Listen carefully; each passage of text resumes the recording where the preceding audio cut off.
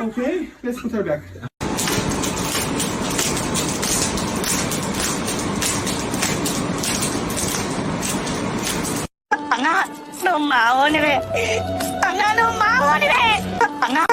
Mummy ने कहा है सुधर जा वरना तेरी शादी करा देंगे। सुबह से 10 काम बिगाड़ चुका हूँ, बस अभी